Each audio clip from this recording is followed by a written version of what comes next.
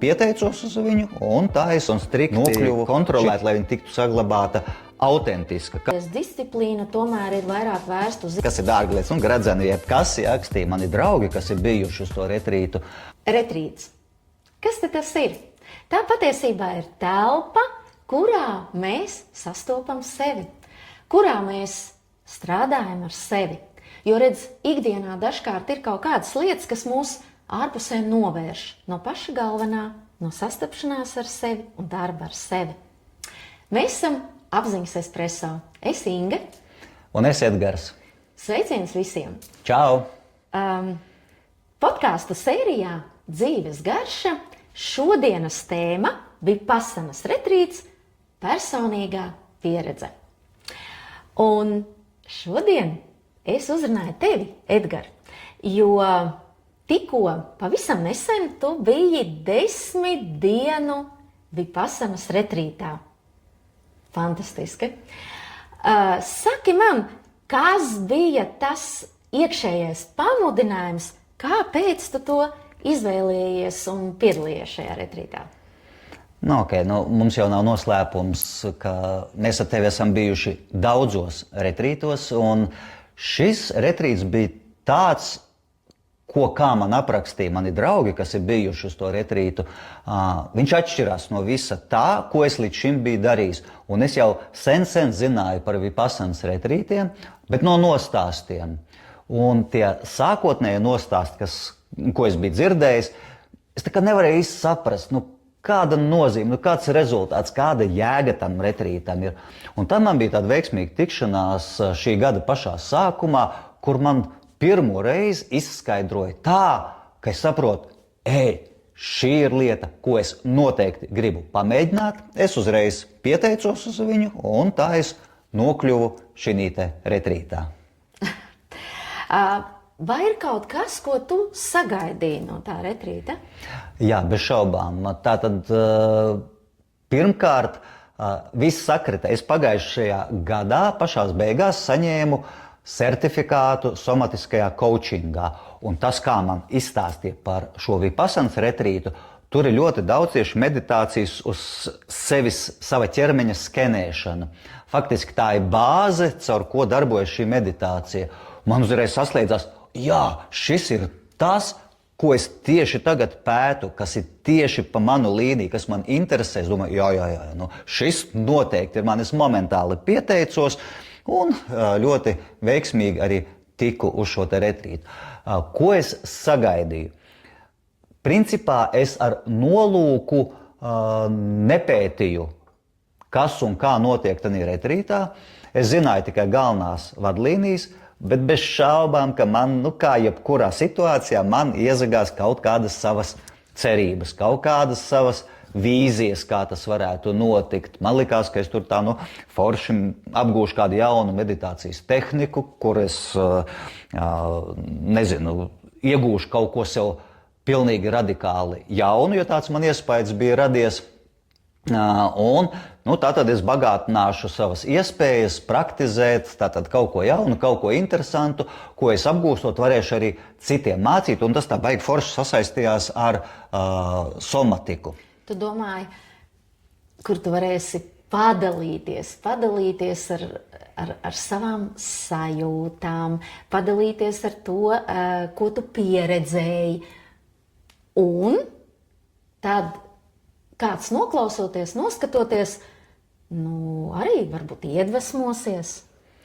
Jā, pirmkārt, protams, man interesēja apgūt pašam, un tad, tāpēc jau mēs esam Apziņas espreso, ja mēs dalāmies ar lietām, kuras mēs esam izgājuši, izpraktizējuši, apguvuši, sapratuši, kā tas darbojas, kāds labums no tā, un ka mēs to tad varam arī pasniegt savās nodarbībās. Un tādā koncentrētā veidā jau tā kā izfiltrētu, līdzīgi kā espreso.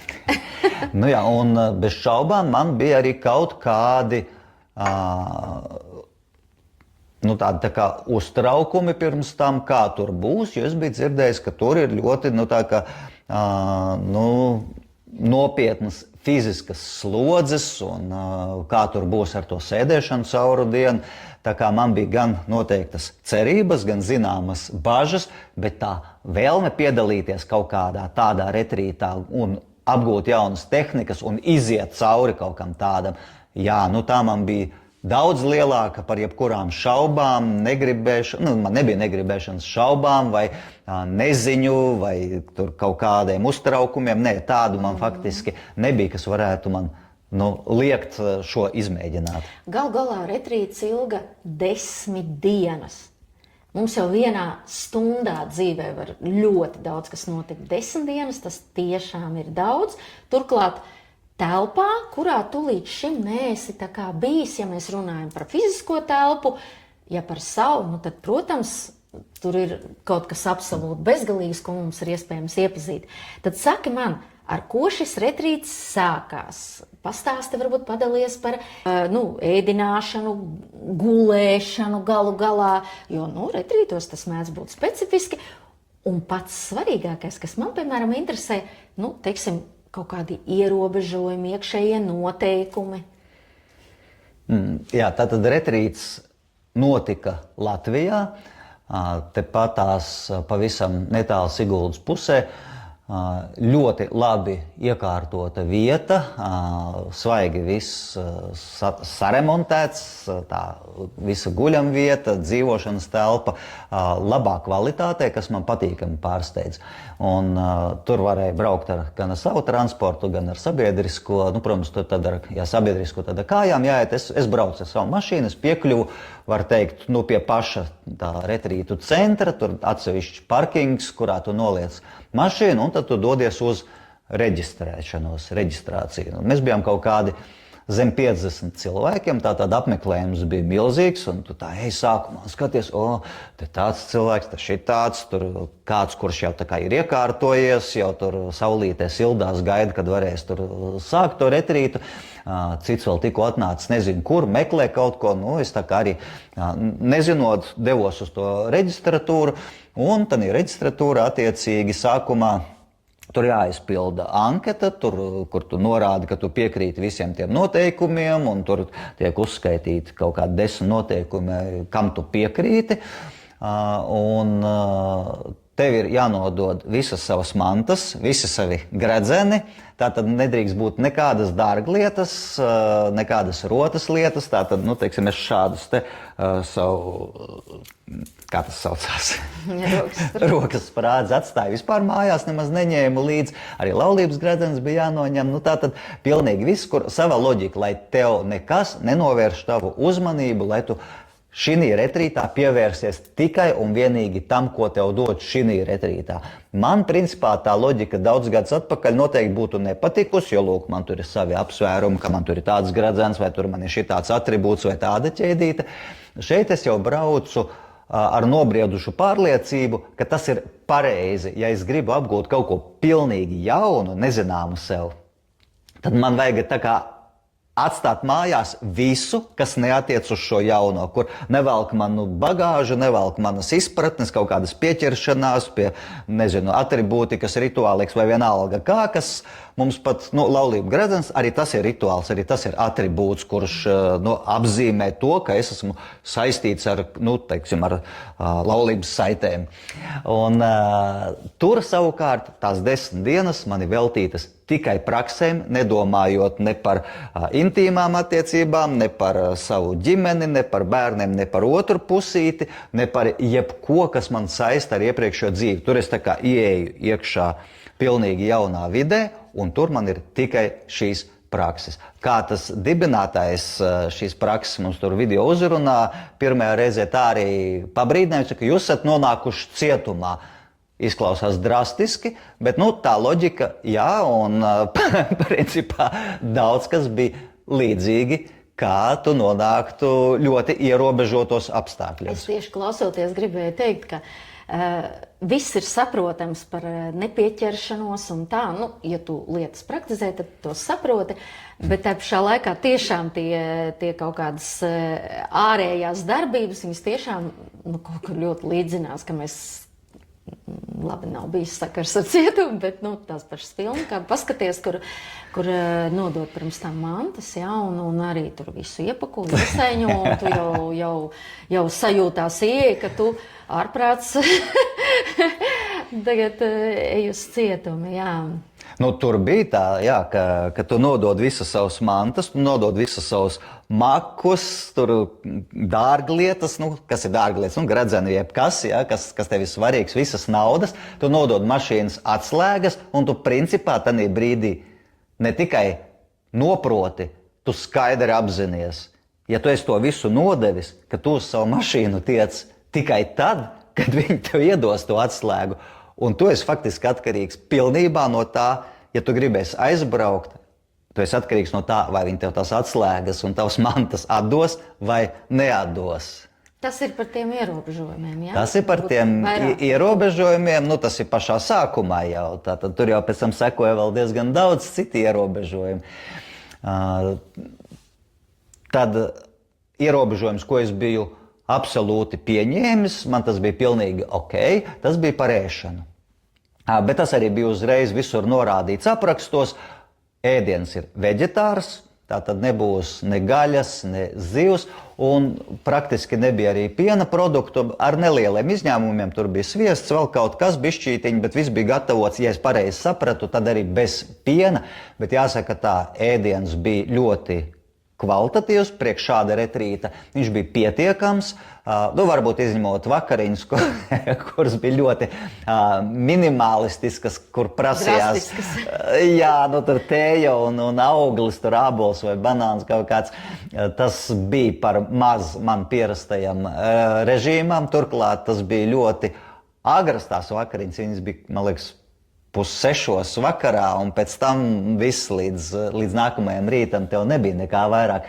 Bet es ar šo biju rēķinājies, šie ierobežojumi ēdienā bija ok. Citi ierobežojumi bija nepamest teritoriju.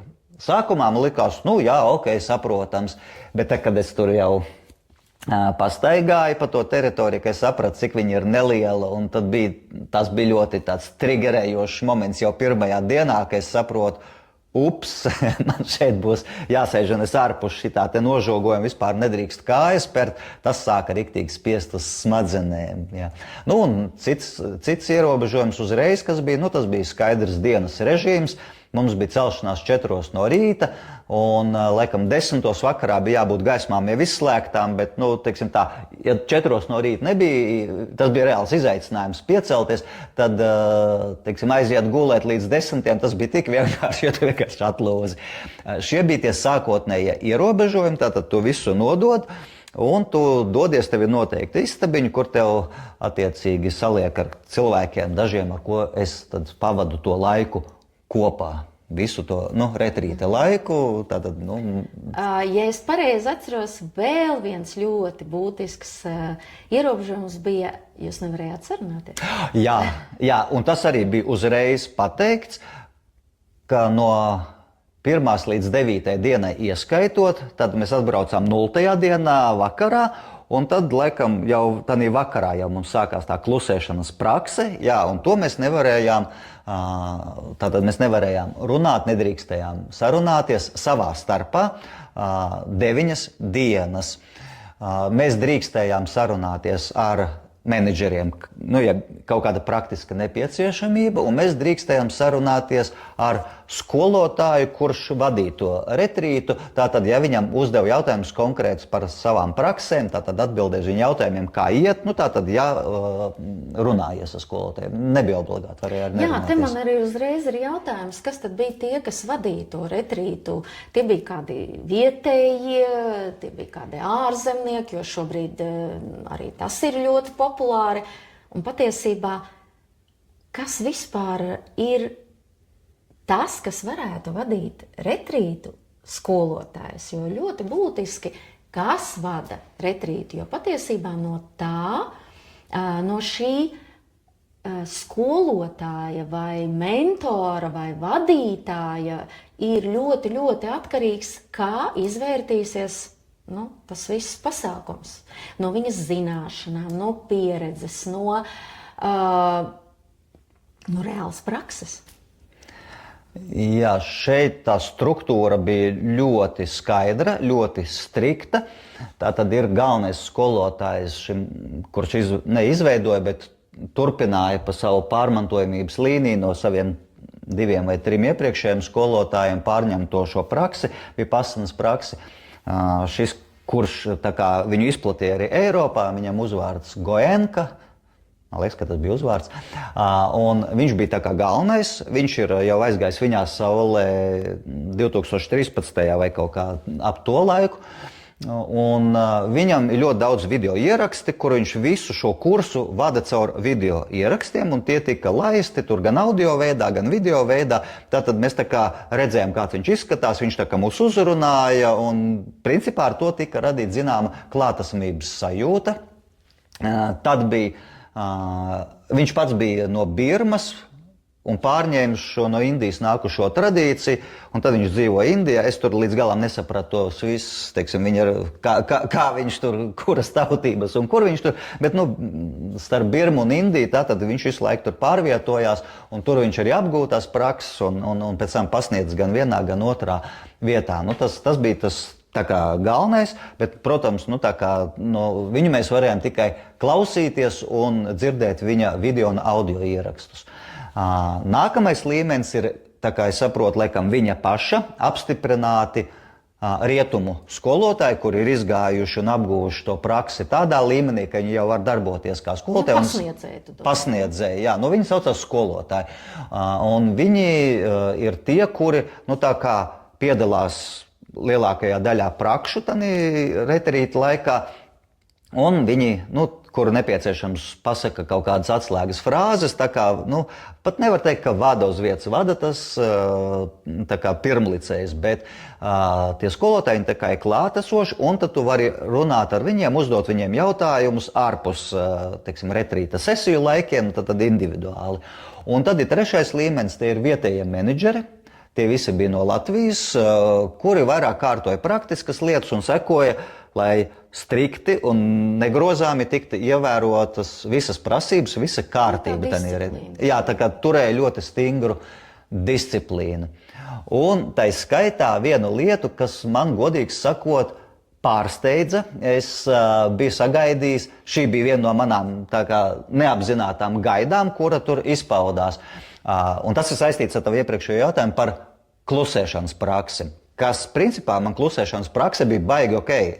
Pie mana runātīguma es biju izbrīnīts, cik es viegli varēju turēt 9 dienas to klusēšanas praksi. Man tas izrādījās par lielu pārsteigumu daudz vienkāršāk nekā izrādās vairākiem citiem, ar ko es pēc tam runājos.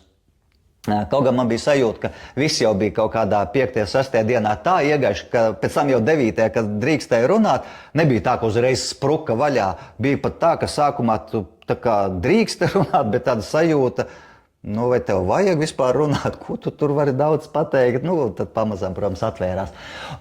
Bet tā klusēšanas prakse bija gan, ka tu nerunā ar vārdiem, otrkārt, tu neveido acu kontaktu ar citiem, un trešais, ka tu arī nedrīkst pieskarties. Visgrūtākais, protams, bija jautājums par to acu kontaktu, un tas, man liekas, nebija izdomāts līdz galam tanī retrītā, un arī visi dalībnieki pielāgojās tam, kā tas notiek starp menedžeriem un attiecībā no menedžera puses pret mums. Bija tāda sajūta, ka šo praksi neveidot acu kontaktu, visi ir uztvēruši, ka tagad ir jābūt nopietnam, pat dusmīgam, jāskatās zemē, tu vispār nedrīkst uz cilvēku paskatīties. Kas, manuprāt, ir aplam. Tu vari neveidot acu kontaktu, bet skaties atvērti telpā, noslītas skatiens ir ok, ja? Bet ja tu esi retrītā, tātad tu esi kaut kādu sevis attīrīšanu, uz kaut ko foršu, jā, tev var būt dažādi garas stāvokļi augšā, lejā, bet tas, ka no menedžera puses visu laiku bija tāda nomāktības sajūta pilnīgi nāk ārā. Manā izpratnē ir tā, ka ja tu praktizē, ja tu esi sasniedzis ar šo meditācijas tehniku kaut kādu iekšēju skaidrību, iekšēju attīrīšanos, nu, tev taču dabiski nāk prieks, tev jāstaro ir. Ja? Nu, tas ir, man liekas, tas mērķis. Un tam man bija jautājums, vai nu tā meditācija ved uz šādu nomākto stāvokli un nerada prieku cilvēkos, vai arī tie menedžeri neko nav sasnieguši tajā meditācijā, ka viņi visu laiku tādi tā kā nomākti, nu, tā kā pat dusmīgi. Ja?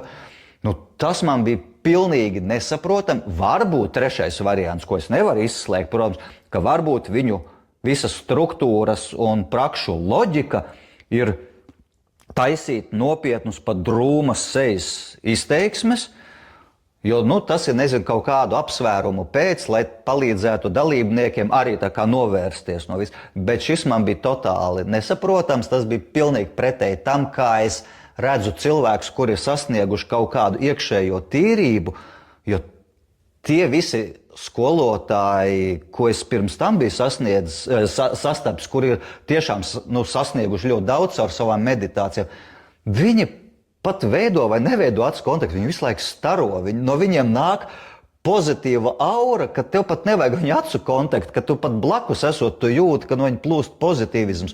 Un tā nebija lieta, ko es tur izjūtu. Tas, kas man pat nošokēja, kas man ļoti, ļoti pietrūka, tas bija viena no tādām manām vilšanām vai neizpratnēm par to, kas tur īsti vai notiek vai nenotiek, vai ko tā prakse tad man dos vai nedos. Ja, tas būtu. Man tevi klausoties, rodas tāda sajūta, redz, ka tomēr mums dodoties kaut kādās noteiktās praksēs uz jaunu, tīri fizisku telpu un vietu, kur mēs tā kā sastapsim sevi, strādāsim ar sevi, nenoliedzami, protams, ka mēs balstāmies arī mūsu pirms tam pieredzē vai nepieredzē.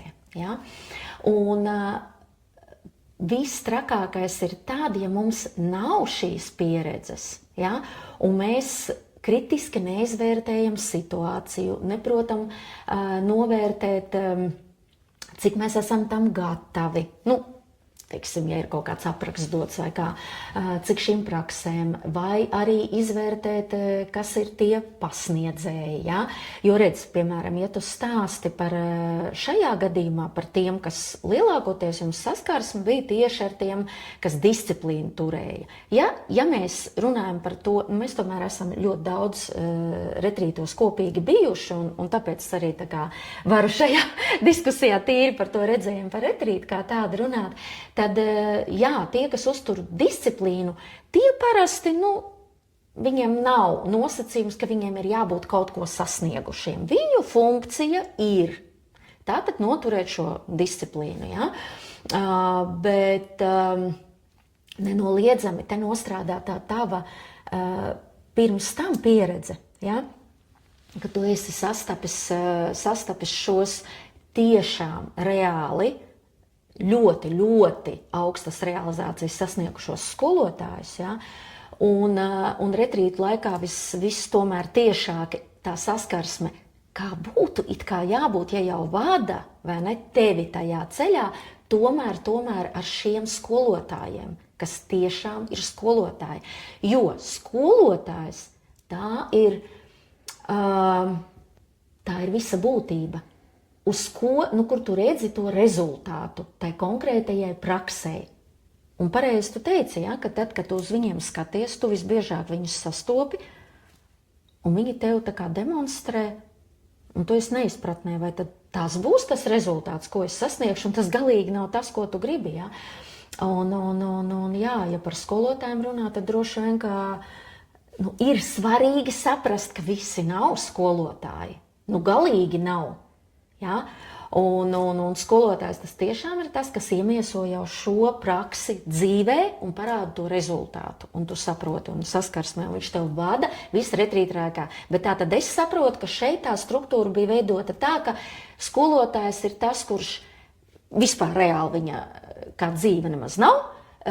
Ir šis video ieraksts, kur tev tā kā ir tā, it kā tāda pastarpināta šī saskarsme ar tātad tas skolotājs nemaz tev nevar iedot nekādas dzīves īstas norādes. viņa aizstājies ir kāds cits, kas te ir uz vietas, ko tu sauc par skolotāju, bet kas galīgi nav tāds apliecinājums, jo tu jau viņu praktiski nesastopi. Tu tur aizēji kaut kādā, tie tiešām ir skolotāji, tu zini viņu mācības nodošanas līniju. Par to varbūt ne tik sīki, bet tātad mēs esam ļoti, ļoti daudzos retrītos ar tevi kopā bijuši. Mēs esam redzējuši dažādas struktūras, dažādas pieredzes. Tad saki man, ar ko, tu it kā pieskāries, pieminēji, un es arī tā kā ieviedīju, bet tomēr, ar ko man gribētos tos iekšējās sajūtas, tos redzējumus jau pēc tās mūsu pieredzes, ja, kur mēs zinām, ka viss ir par to, kāds ir tavs nodoms, ar ko tu strādā un kādu rezultātu tu gribi sasniegt. Un tā tad ar ko atšķirās šis Vipassanas 10 dienu retrīts no tiem, kur mēs esam bijuši un esam bijuši tiešām augsti realizēti skolotāji vadīti. Okay. Te uzreiz gribu atrunāt, ka vārds Vipassana, jeb Vipašana, kā viņu tur dažādās izrunās saka, viņam ir faktiski viens tulkojums, tā ir padziļināta apcere, jeb tāda iegremdēšanās redzējumā. Ja, tas nozīmē nosaukums viens, bet tehnikas un pieejas ir atšķirīgas. Un nav tā, ka ir tikai viens Vipassanas veids. Ja, tātad šis ir kļūst populārākais. Viņš ir aizgājis rietumos, tāpēc, ka tas Goenka, kurš viņu iedibināja, viņš arī pirms tam bija uzņēmējs, viņš bija biznesmenis, un to varēja ļoti labi just, ka viņam ir riktīgs marketinga backgrounds aizmugurē visam, kā viņš to pasniedz un kā viņš strukturē savu runu, tas viņam bija perfekti. Cilvēks, kurš labi māk pārdot savu produktu, kas ir ok.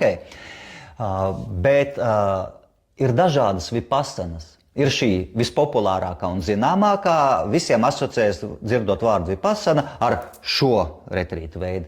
Bet, pieņemsim, Tibetas budismā, kuru mēs esam vairāk ar tevi iepazinuši un praktizējuši, Vipassana, lai arī pamatos nozīmē to pašu, bet tā tehnika ir savādāka. Tur nav tā sava ķermeņa, tāda skanēšanas tehnika, un tā ir cita tehnika. Ja? Līdz ar to es, ja nebiju vismaz Tibetas budismā padziļināti Vipassana studēs, bet es saprotu to virzienu, kā viņi iet, un viņš atšķiras no tās tehnikas, jo šeit šī tehnika bija tīri tāda, ka tu skanē fiziski savu ķermeni visu laiku. Tātad pašā būtībā jau šīs tehnikas atšķirās. Tibetas budismā tu vairāk tā kā iedziļinies jau tādā iedzienā, kas ir tukšums, jā, tātad caur tukšuma izpratni. Jā, tātad pilnīgi atšķirīgi koncepti, kas finālā idejiski, vai kuriem finālā vajadzētu novest pie viena un tā paša mērķa, bet tas jau ir pilnīgi cits jautājums, tā ir cita saruna. Vēl atšķirība bija tāda, ka es pirmo reizi biju tik striktā režīmā. Mēs esam bijuši diezgan striktos režīmos, bet viņi vai nu bijuši ir īslaicīgāki, vai viņos tomēr bija kaut kāda, kaut kāda atpūtas brīži, kur tev ir, pastaiga vai pasākums kaut kāds pa vidu. Šeit 10 dienas, tu esi tiešām kā norobežotā teritorijā, ar ļoti stingru disciplīnu, kur tev ik uz soļa seko, vai tu to dari vai nedari, un var teikt, sit pa pirkstiem, ja tu to nedari. Un visu laiku tev velk atpakaļ, ja tik tu novirzies kaut cik nost. Un jāsaka tā, ka šī kombinācija 10 dienas un ļoti strikta disciplīna, un tas, ka tev tie menedžeri vēl visu laiku turtanīs rāmjos, šis ļoti veiksmīgi sita ļoti daudz triggerus. Jā, tas pilnīgi triggers pēc triggera nāca ārā, tā kā tas, ka es esmu ielikts tādos apstākļos, ka man tas nepatīk, man šis ir grūti, man tas besī, tur vēl kaut kas nav labi. Tas ir nepatīkami, tas bija pretēji manām cerībām, ko es sagaidīju, pretī manam kaut kādam ideālajam tam veidolam, tam retrītam, bet no praktiskā viedokļa, jo īpaši tagad atskatoties, tas bija ārkārtīgi liederīgi, jo tik tālu ārpus komforta zonas kā šī retrītā, es neatceros, kad es vēl biju izstumts. Man ir bijuši īslaicīgi brīži, kad man izdodas vai ka man izstumj ārpus komforta zonas un ļoti tālu. Bet šis bija, ka tevi izstumj un 10 dienas tu netiec atpakaļ. Tu neesi komfortā, tu esi visu laiku permanentā diskomfortā. Pat gulēšana bija īsāka nekā, lai tu varētu izgulēties kārtīgi. Ja? Tad pastāvīgā, tādā, es pat teiktu, spriedzes stāvoklī tu atrodies. Simpātiskai nervu sistēmai tas nebūtu nav patīkami, bet no tā, ka no tevīm izspiež ārā, šis bija ļoti vērtīgi. Plus vēl šeit nebija tādas lietas, ko mēs parasti retrītos piedzīvojam, kā karma joga, kur tu vienkārši strādā kaut ko vērtīgi. Pašās beigās tur piedāvāja šo to tur patīrīt, padarīt, bet retrītos parasti ir tā, ka viena diena ir, lai tu vari galvu izveidināt, ka tu kaut ko pastrādā, tur, papļauj zāli vai pakārto kaut ko, tur tādas lietas. Šeit nekas nebija. Tu kā sāc 0.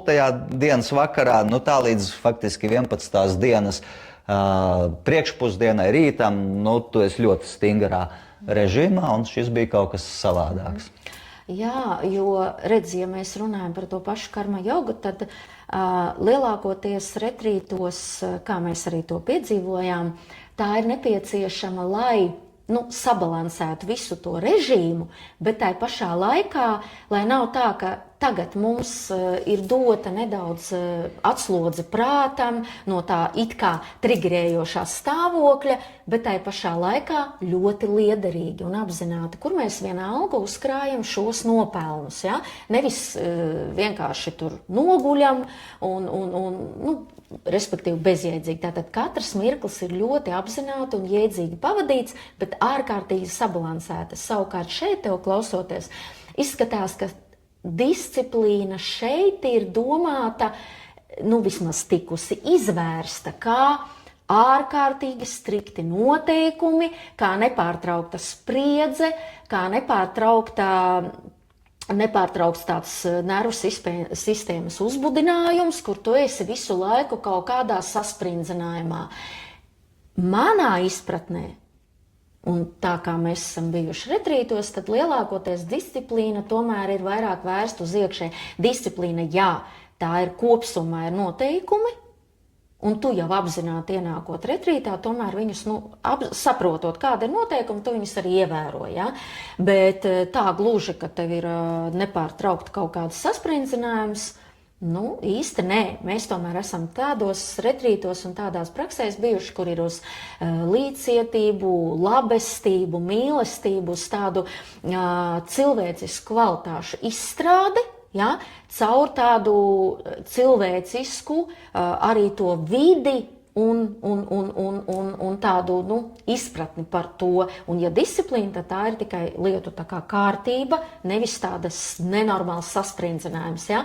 Un tad man te rodas uzreiz, Edgar, jautājums, tad varbūt tad dažos vārdos, tad kas tad ir tā vipassanas meditācija, kā to praktizē un kāds tad ir tas mērķis šeit? Viens ir, kā tu to zini, kas tas ir, un kā tas izskatās, kā tas šeit bija, vai arī tas arī tomēr te tā bija? Faktiski uzreiz var atbildēt, ka to lielo spriedzi un tādu tā kā, nervu sistēmas pastāvīgu, tādu viegla stresa stāvokli izraisīja lielā mērā tas, ka tev ir no 17 diennakts stundām, kad tu neguli, kaut kādas 12 līdz 13 stundas tu atrodies sēdus stāvoklī, sakrustotām kājām, un tev vienkārši ir jāsēž. Ja, tātad starp viņām, protams, ir pārtraukumi, tur pusdienas laiks, pastaiga kaut kāda un tam līdzīgi, bet jebkurā gadījumā kopsumā pa dienu tu nosēdi 12 līdz 13 stundas. Un tā ir nenormāla slodze, kam rietumu ķermenis nav pieradis. Tā problēma ir tāda, ka šī sistēma, no vienas puses tas ir pareizi un tas ir tā kā plus, ka viņa tiek saglabāta un strikti kontrolēta, lai viņa tiktu saglabāta autentiska, kā viņu iedeva tur tas sākotnējais skolotājs, kā viņi izstrādā, un tādu viņu viens pret vienu arī pārnes šeit, un viņu ļoti strikti prasa, lai viņi tiktu ievērota. Es to loģiku saprotu. Viņa ir pamatota, ka viņa ir izstrādāta gan iekšēji, gan ārēji, tad viņa arī bez atlaidēm tiek prasīta. Bet tā problēma jau ir tāda, tu nevari salīdzināt indieša vai birmieša ķermeni un spēju sēdēt sakrustotām kājām un rietumnieka.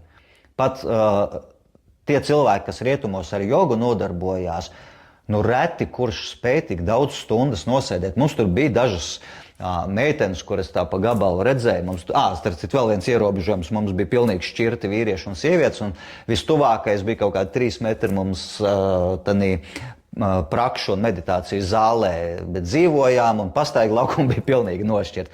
Un tad viena meitene man tieši tā pa diagonāli, ka es pat viņu, pat galvu nepagriežot, es viņu varēju redzēt. Tā bija absolūti trenēta. Viņa kā apsēdās, visās praksēs viņa vienkārši kā svecīte sēdēja. Tātad tādi piemēri bez šaubām ir, kuri tā ir uztrenēti, bet nomācoši lielākā daļa cilvēku, jā, viņi pirmo sesiju varbūt var nosēdēt, vēl otro kaut kā. Un es arī pa sevīm runāju. Es it kā pietiekami daudz esmu visādas prakses taisījis un daudz sēdējis, bet kaut kādā vienā sesijā tu jau jūti, tev ceļgali netur, tev mugura sāk jau čīkstēt, tu viņu nevar noturēt. Gods kam gods, tur iedeva tādas, tā kā krēsliņas, kur tu vari atbalstīt pret, muguru atbalstīt, lai tev nav tā slodze uz muguru. Bet tas jau nemainīja to, ka tie ceļgali sāp. Un tad tu deva arī spilvens, ko tu vari likt zem tiem ceļgaliem. Bet tāpat, ja tev jānosēž 12 līdz 13 stundas, lai arī ar pārtraukumiem, vienā brīdī tas ķermenis, viņš sāk niķoties, viņš sāk neturēt slodzi. Cik mēs esam bijuši Indijā un arī, kaut kādos ašramos, tad tu redzi, ka tie indieši, kuri no bērnības sēž tanīs pozās, tad viņiem nosēdēt stundu, 2, tas ir vienkārši nekas, tā viņiem ir ikdiena. Viņi tā sēžot mājās teju, dzerot un pļāpājot stundu, 2, 3 mierīgi sēžtām sakrustotām kājām. Tāpēc ir šis teiciens, kad parasti mēs rietumu cilvēki, kad kāds austrumu skolotājs atbrauc, vai pasniedzējs vai kā, un kurš saka, un tagad ieņemsim sev ērtu pozu. Austrumniekam tā būs tātad šī sukhasana, ja? Bet savukārt rietumu cilvēkam tas tā nebūs. Ja? Un te arī ir tā atšķirība. Pareizi. Jā, un šī ir viena no prasībām. Šī ir viena no prasībām, kam ir jābūt arī retrītā. Tātad, kā viņš norit. Kā to praktizē tagad stāstīja? Jā, tu man uzdevi jautājumu, kā tā praksa izpauž. Es tev gari stāstu, gan savienojot ar tiem ierobežojumiem un tiem triggeriem, gan faktiski es tev stāstu to prakses fizisko pusi, kas bija ļoti, ļoti grūta. Un bija daudz cilvēku, kuri fiziski nevarēja nosēdēt, jo galu galā kādam bija ceļgalu problēma. Viņš fiziski nevar nosēdēt, tāpēc, ka viņam tur ir kaut kāda tīra medicīniska lieta. Citam ar muguru problēmu. Lielākā daļa gan centās nosēdēt, un es arī līdz pēdējiem, bet es nosēdēju uz zemes, lai gan es arī paņēmu tādu atbalstu krēsliņu mugurai. Viņš bez kājām, tas krēsls, tu tā kā sēdi, līdzīgi tā kā es šeit sēžu, un man ir tā kā arī mugurai atbalsts, kas ļoti palīdzēja. Bet tāpat beigās jau bija sacēlis sev kalnus uz pilveniem, tur, lai ceļgali būtu pēc iespējas augstāk. Jo, lai arī es kaut kādu nelielu laiku brīvu varu sēdēt ar nolaistiem ceļgaliem, bet tas ir stundām, tad ir skaidrs, ka man tie ceļgali lēnām arvien augstāk un augstāk prasījās celt. Beigās jau man te bija spilvenu kalni. Un, kas bija, manuprāt, baigi neforši, ka tas nebija pateikts, bet kaut kādā 2., 3. vai 4. dienā, es neatceros tagad precīzi, tika uzstādīta prasība, ka tev ir viens no prakses momentiem, ka tev ir jānosēž visa sesija, nepakustinot kājas un neatraujot rokas no ceļgaliem. Tas droši vien ar to ķermeni saistīt ar to sajūtām. Jā,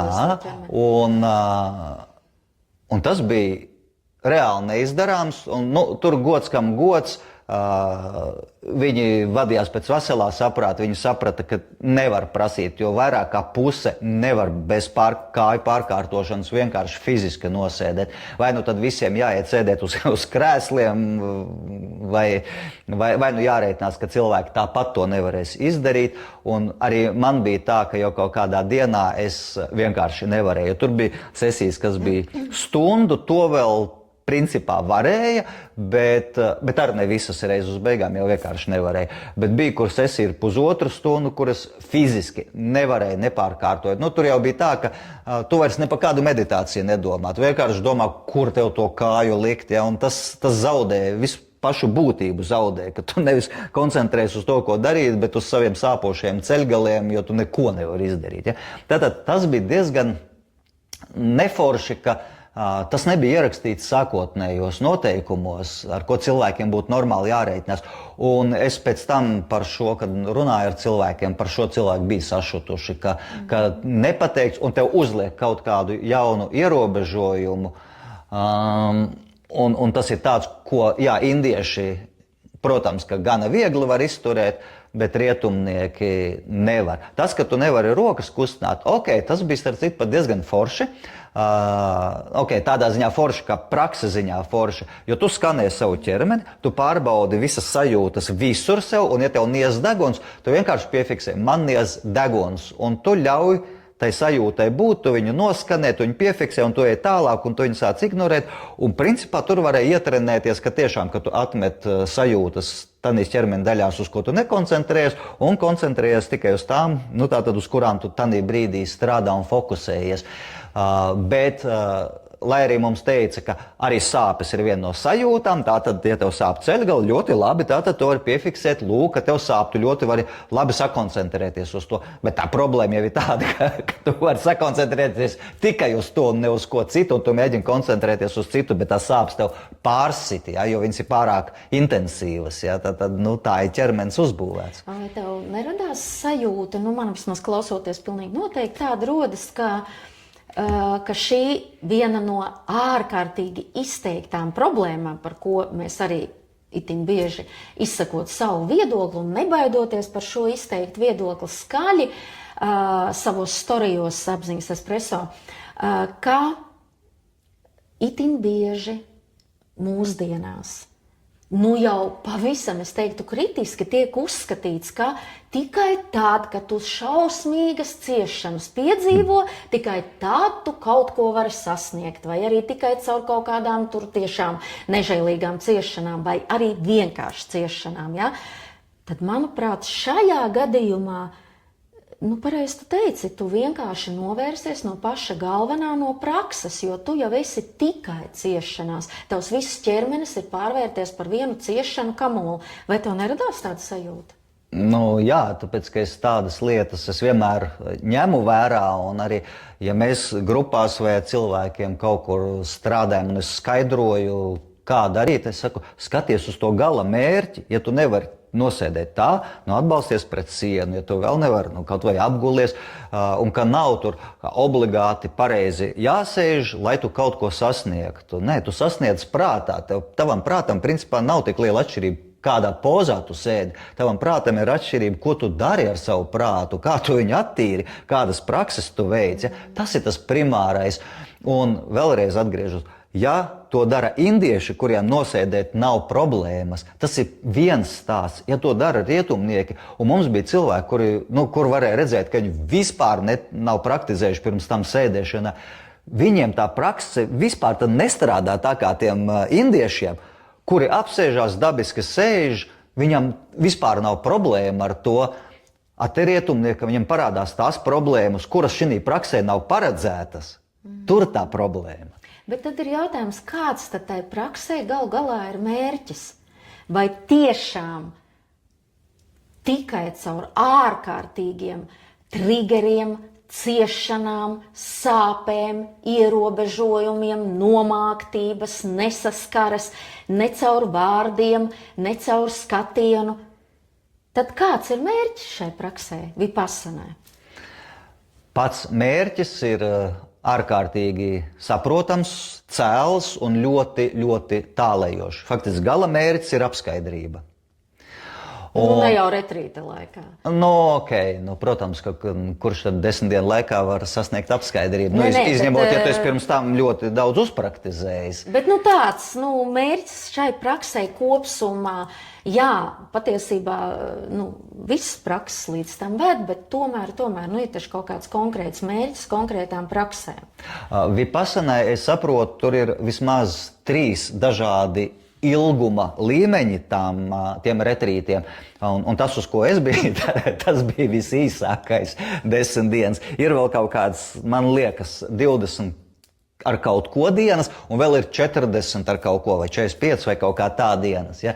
Tā tad noteikti tā būs liela atšķirība, vai to ej tā kā super pātrinātā režīmā 10 dienās, kā mums, protams, 10 dienās tu vari tikai apgrābstīt šo praksi un saprast, vispār kā viņu praktizēt. Ja? 45 dienās, tu jau vari pietiekami daudz izstrādāt lietas, ka iespējams tu vari daudz vairāk jau kaut ko sasniegt un tu vari tā ne visā ieiet. Un varbūt, ka, ja tev vēl ķermenis ļauj to darīt, ka tiešām tu vari apgūt to skanēšanu un jau tuvoties tam mērķim, ka tu redzi savu ķermeni nevis kā blīvu materiālu, tādu substanci, ja, bet ka tu savu ķermeni jau redzi kā tādu vibrējošu enerģijas plūsmu. Ja, un tad pēc tam jau tu redzi caur to jau tā kā tālāk, un faktiski tu saproti to, jau tu sāc pieskarties tam apskaidrības elementam, kur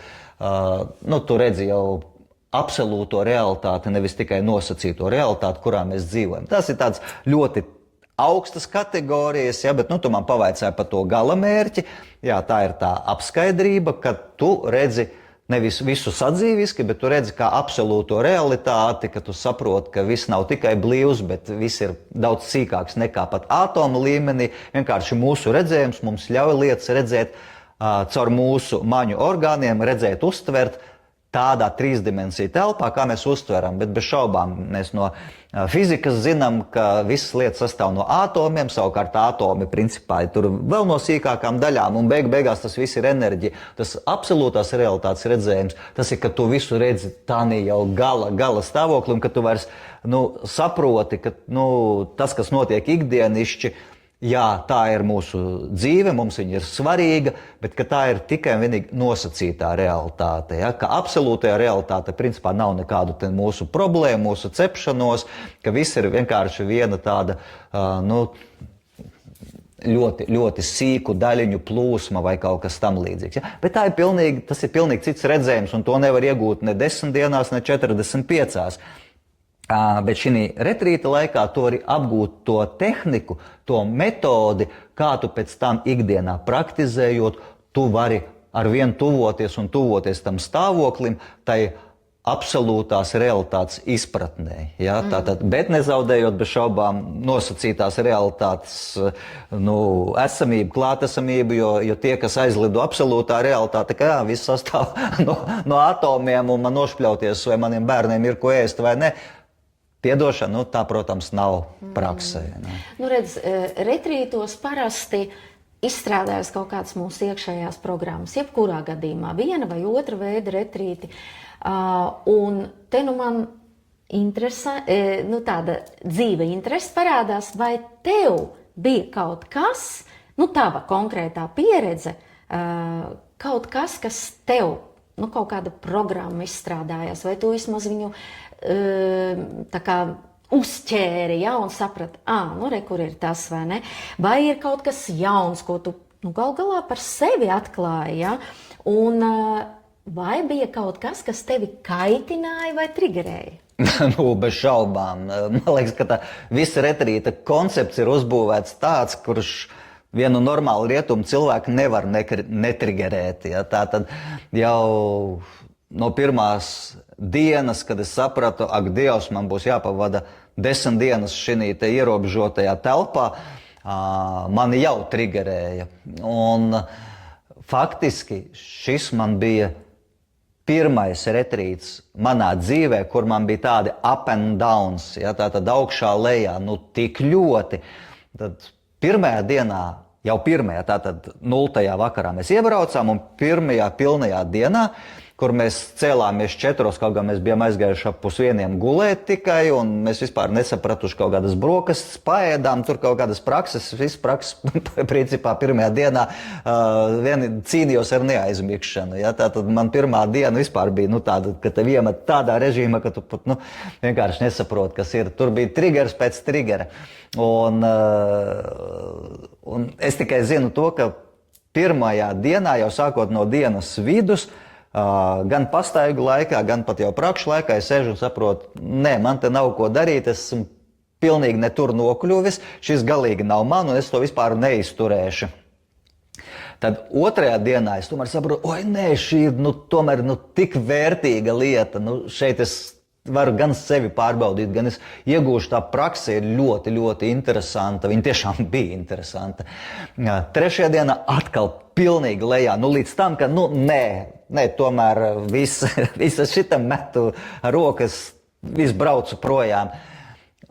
Ceturtajā atkal, ak, nē, es tagad sapratu to būtību, jo, tā kā mums tur arī izskaidroja, kā tad tā praksa sasaistās ar to visu, dzīves jēgas būtību, un tam līdz saprotu, jā, šis ir tas, ko es tomēr gribu. Nē, es tikšu tām grūtībām pār. Un šādi man līdz 6. dienai bija, un galvenais, ka nebija tā, ka tā viļņveidīgi. Šis bija totāli margināli. Tādu marginālismu savā dzīvē nebija piedzīvojis, ka vienu dienu ir augšā, otru dienu ir pilnīgi lejā. Ja uzliek uz 100% skalas, tad kaut kur 95 punkti augšā un 95 punkti lejā.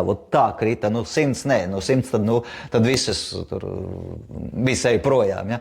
Tātad, un tās lietas, kas triggerēja, tas bija tas, ka fiziski es nevaru izturēt. Man liekas, es nevaru nosēdēt tās prakses. Man tur viss sāp, esmu nomocījies. Ja? Bija cilvēki, kas nolūza pa ceļam. Bija, kas nolūza. Ja? Ko tu domā ar nolūzu? Bija viens puisis, kas pirmajā dienā naktī aizlaidās prom, bet viņš baigi viltīgi bija pamanījies pateikt, ka viņam nav nekādu mantu līdzi, neko nenodeva. Es no nostāstiem, es pats neredzēju, bet, stāstīja, ka pirmajā naktī jau viens bija aizlaidies prom, saprats, ka nebūs labi. Un tad nolūza viena meitene kaut kādā 7. dienā. Viņa esot vienkārši, tik histēriski raudājusi, ka viņu tad izlaida ārā.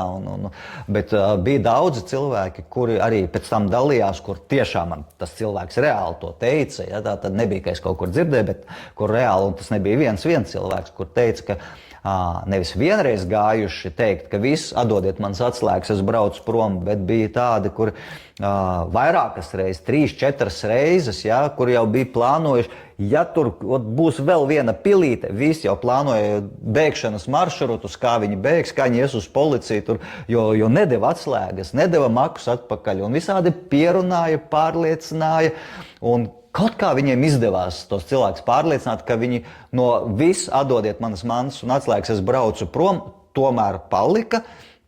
Un pat beigās viņi arī tie cilvēki, ar ko es tieši izturēju, viņi arī līdz galam, ar ko es kopā dzīvoju, tie arī līdz beigām izturēja un palika. Un beigās, manuprāt, pat bija tīri apmierināti, bet bija lūzuma punkti ļoti smagi. Ja?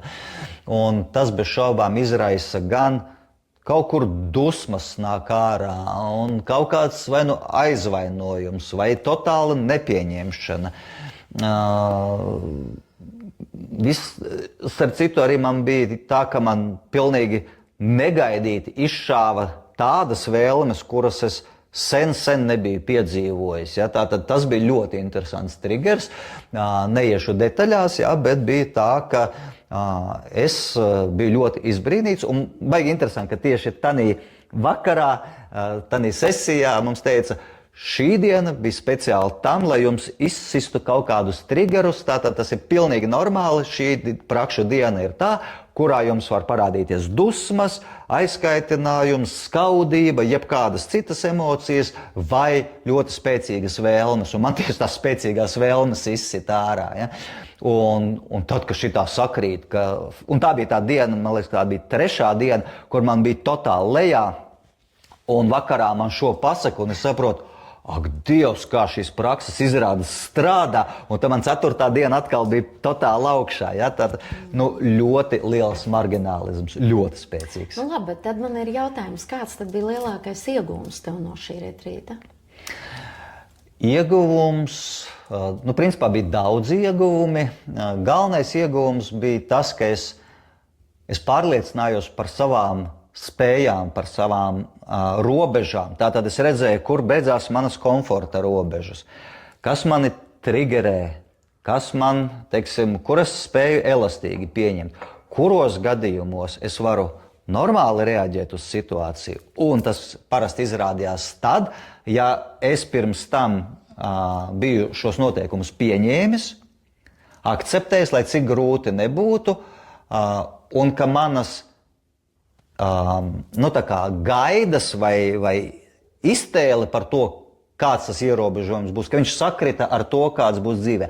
To es ļoti viegli varēju pārvarēt. Tas man bija ļoti vērtīgs pārbaudījums, ka ja esmu kaut ko uzņēmies, tad 10 dienas es varu tam iziet cauri, es varu to pieņemt un to darīt, pat ja man tas ir ļoti, ļoti nepatīkami vai grūti vai kā, ka man ir skaidri spēles noteikumi. Bet ja tas uznāk pēkšņi vai ka parādās jauni noteikumi, tas riktīgi triggerēja. Ja, tātad, kā? Mēs par to nebijām vienojušies, pagaši tā te ne. Un tad man tas bija baigi nepatīkami, bet, teiksim, pēc, nezinu, cik jau tagad ir pagājuši jau 3 nedēļas, laikam, pēc tā retrīta, jā, ka es tā atskatoties saprotu, tas bija supervērtīgi. Tas bija supervērtīgi, lai sevi novērtētu. Vai tas ir vismaz pret rietumniekiem baigi ok vai nav ok, lai tas paliek kā ir, bet tas izsauca tos triggerus, kurus varu tagad atskatoties sevi pavērot no malas. Ļoti liels iegūms ir tā pati prakse. Cita lieta, ka tā nav tā prakse, ko esmu paņēmis tagad sev kā galveno praksi, bet jebkurā gadījumā esmu apguvis jaunu, ļoti vērtīgu padomu, kas man ļoti labi sasienās ar somatikas coachingu, ko esmu apguvis, ko es mācījos un pagājušajā gadā pabeidzu. Tātad tur ir ļoti daudz saskarsmes, jo tas ir darbs ar savu ķermeni. Tā ir ļoti praktiska metode. Šī meditācijā ir grūti kaut kur aizlidot, tāpēc, ka tu visu laiku skanē savu ķermeni un tu ej tā plānveidīgi cauri visam ķermenim. Jo ļoti daudz, jo īpaši rietumnieki, kuri meditē, ja, ka viņi faktiski domā, tur jau aizdomājušies par darbu, par iepirkumiem, par bērniem, kā tas man ne to, kā man vajadzēja tur kaut ko, sakot, ļoti bieži pilnībā aizlido.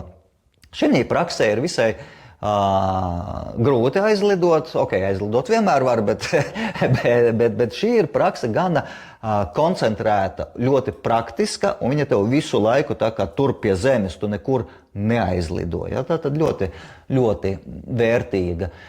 Un, protams, ka bija vērtīgi arī pavērot citus, uzzināt citu pieredzi, jo viens, ka es pats par sevīm kaut ko daru, kaut ko sevī novēroju, bet šeit, tad, kad mums pēdējā dienā mēs varējām jau komunicēt visu, kur mēs apmainījāmies ar pieredzi, kur viens cilvēks, teiksim, praksē tika viens puisis, kas ar mums dzīvoja kopā vienā istabiņā.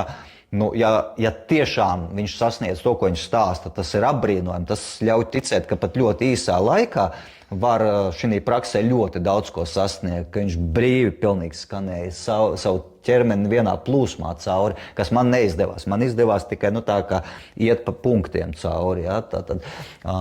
Bet arī ļoti vērtīgi dzirdēt tos stāstus, kurā brīdī, kad cilvēki lūza, kas viņiem patika vai nepatika šī retrītā, kas viņiem bija pieņemams vai nē.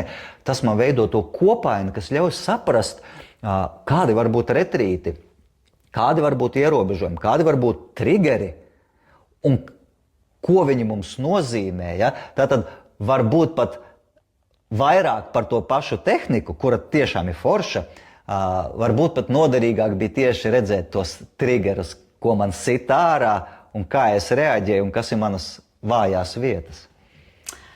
te man gribas teikt, ka ja tu, skatītāji un klausītāji, esi tik tālu jau ticis, pat jau mēs virzamies uz nobeigumu, tad patiesībā tev ir ļoti paveicies un tev ir iespēja, sekojot līdzi, uzzināt kaut ko fantastisku un piedzīvot savā dzīvē, šāda tipa praksi, kas ir ļoti, ļoti tāda uz realizācijām augstām vedoša un reāli to piedzīvot, bet jau caur Edgara vadību.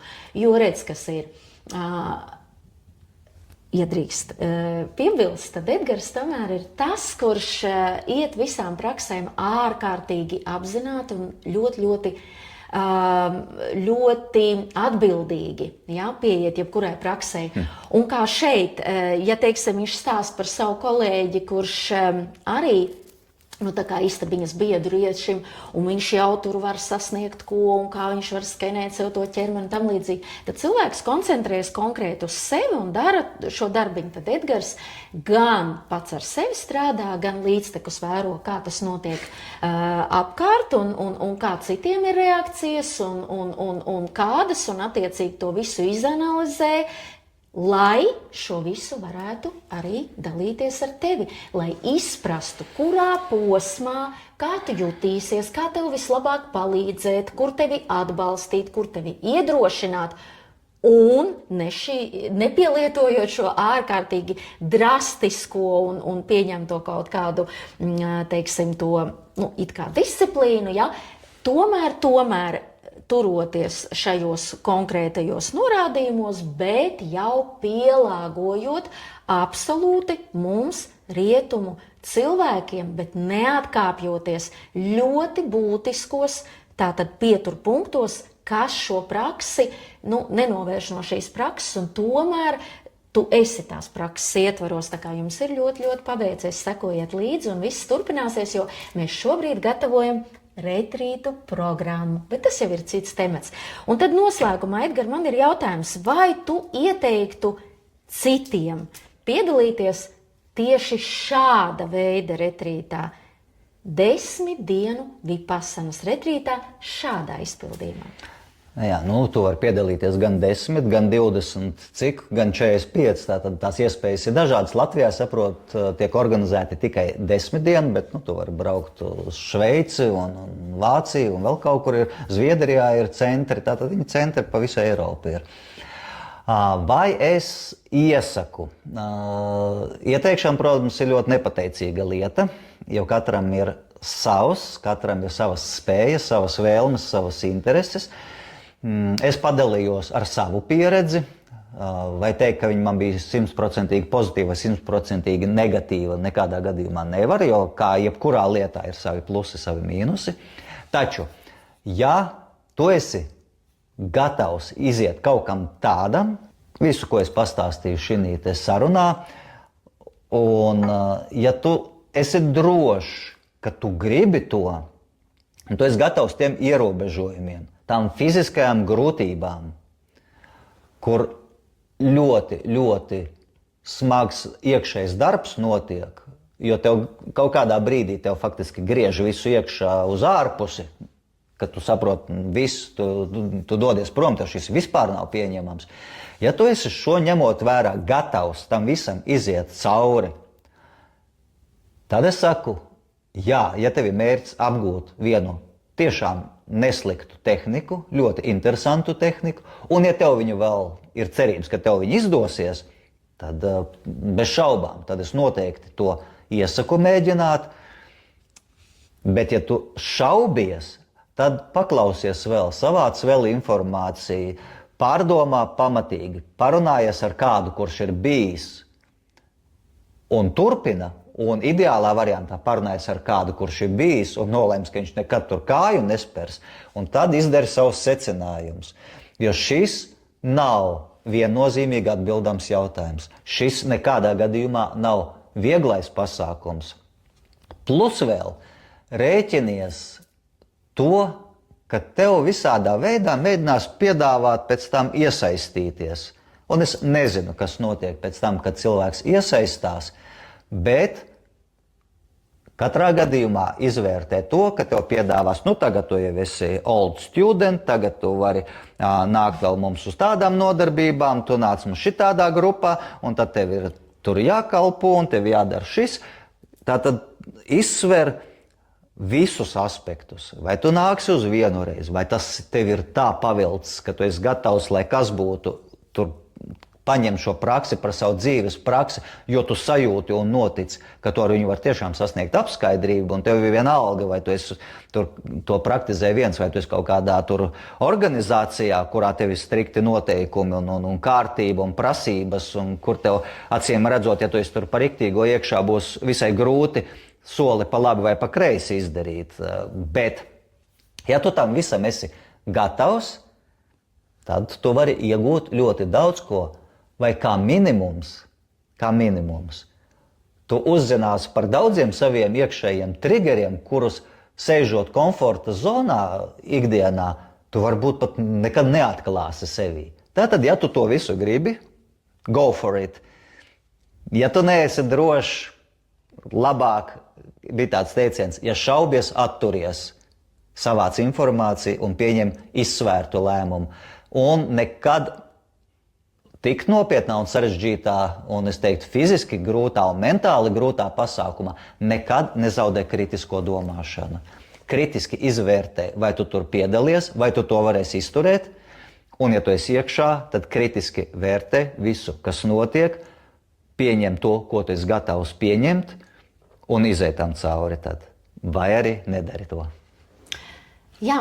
Paldies, tev, Edgar, par to, ka tu atļāvies godīgi un īsti pirmkārt izdarīt šo apzināto izvēli, otrkārt to godīgi iziet, pašam strādāt ar sevi, godīgi saprast, kas ir tas, kas tev triggerē, ko tu vari par sevi vairāk vai mazāk uzzināt, tātad paplašināt savu apziņu. Un līdztekus visu laiku paturēt to domu, ka kāpēc tu to dari? To dari viens darbs ar sevi, kur tu pats kļūsti jau par daļu no šīs prakses, vai jau šīs prakses iemiesojumi ar laiku to praktizējot un praktizējot. Un tomēr, lai tu vari dalīties arī ar citiem, lai tu vari jau no iekšienes, kā es saku, zinot to, kas tur notiek, tevī pašā un apkārt, tu vari palīdzēt arī citiem. Un atkal gribas teikt, lai ko mēs izvēlamies, vienmēr mūsu apziņas espreso viena no vērtībām ir kritiskā domāšana. Atgriežamies pie šīs kritiskās domāšanas, ja? Izvērtējam. Vai mums ir šīs spējas, kas ir tie pasniedzēji, kas to pasniedz, cik daudz viņi paši no tā praktizē, kas ir tā vide, jo retrītu vide tomēr tai ir jābūt drošai videi. Tai ir jābūt videi, kurā mēs varam droši ar sevi strādāt. It sevišķi, ja mēs ejam ļoti dziļi kādos savos procesos, ja? Un atceramies vēl arī tādu lietu, ka nav kaut kāda viena visīpašākā retrīta vai visīpašākās prakses. Jebkura prakse var kļūt ļoti īpaša, ja tu godīgi pats ar sevi strādā, ja tie, kas tevi vada, ir apzināti, prasmīgi un praktizējoši. Ja? Un prakses ir ļoti, ļoti dažādas. Tāpēc izzinām sevi, droši ejam, pētām un uzstādam šo nodomu, gan izstrādāt darbu, tātad ar sevi, savas lietas, gan arī pēc tam varēt palīdzēt citiem sev blakus. Tā kā liels tev paldies, Edgar, ejam uz priekšu, ejam savā apzinātībā un, kāpēc ne, retrīti, sekojam līdzi, drīz būs arī apziņas espreso retrīti, kuri būs, pilnīgi noteikti atšķirīgi un ārkārtīgi aizraujoši. Uz saziņu mūsu nākamajā tēmā. Tad jau redzēsim, kāda būs tā nākamā tēma, jebkurā gadījumā dzīves garša un apziņas espreso. Atā! Paldies visiem! Paldies! Atā.